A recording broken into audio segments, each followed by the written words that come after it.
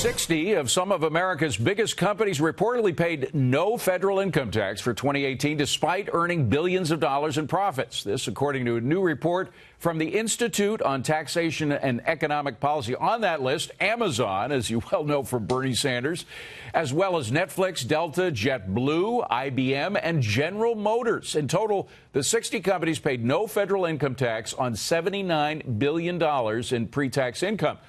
Does this hit on a flaw in our tax system that the Trump tax cuts should have addressed? What do you think? Well, I think the issue here is not so much the lowered tax rate, because that's really not what this argument is about. And I say argument because Elizabeth Warren has fastened onto these numbers to propose a 7% across-the-board tax on every American corporation of any size to get around these kind of loopholes. But I just want to caution here, because what we're talking about is a difference on these 60 companies of $12 billion.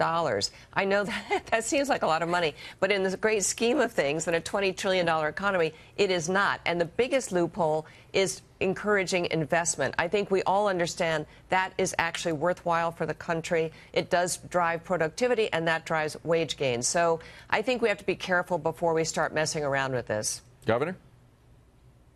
Well, I don't think it's just a question of how much money it would net the Treasury.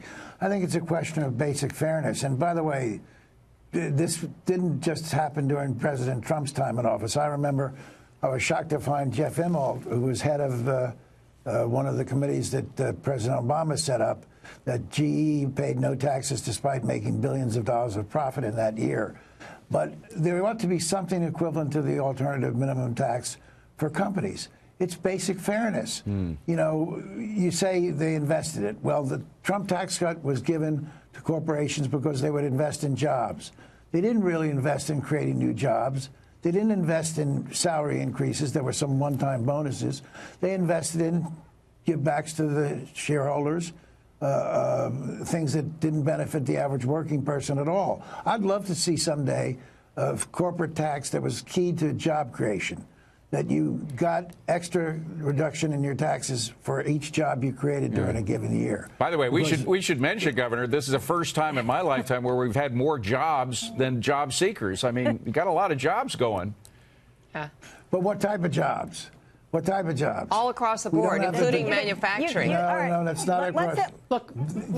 Let's take a step back here and remember why this was done. This is actually one of the marquee things that President Trump has done, the corporate piece of the tax cut. We were not competitive on a worldwide basis, and we had money that was sitting overseas. We had companies that were doing these, inversions to get out of the U.S. to avoid our tax structure, which was too cumbersome. The fact that he fixed that is a great thing. The fact that we have companies that are investing is a great thing. And those companies who have lost money in the past, like Amazon, for years and years and years, should be able to carry those losses forward. The issue here is not revenues from corporations. The issue here is that the government overspends. And we should be spending more time talking about fixing the overspending of the government than worrying about what's going on the corporate side. Oh, you're talking government spending? We'd be here for another 3 hours, Carol, please.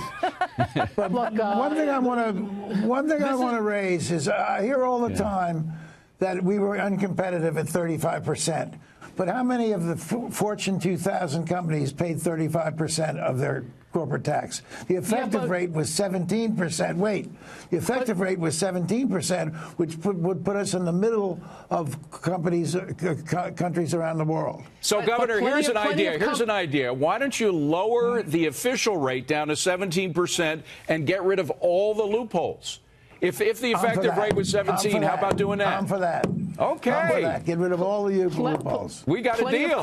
Plenty of corporations were paying in the 20s and 30s. When you have Ireland down, I think, at 12.5%, 13%, you must do something. The average was 17%. Yeah, well, that's partly. We don't want to be average. We want to be the best. We don't want to be the average of everyone. What would be wonderful, and let's not obscure the headline here, which is that Governor Rendell is in favor of getting rid of all the loopholes and bringing the rate down to 17%, which would give us the effective rate. I think that's something Republicans and Democrats could agree on. let's remember this is an outgrowth. And we've net a whole lot more money. You have 80,000 pages of code and regulations and taxes where you can hire these high-price accountants to come in and guess what? Do what they do very well, and that's how you get it 0% federal taxes. With zero loopholes, you wouldn't that. need all those accountants and lawyers. I think it would do everybody a lot of good. Governor, you hit on a brilliant idea. We got to move on now.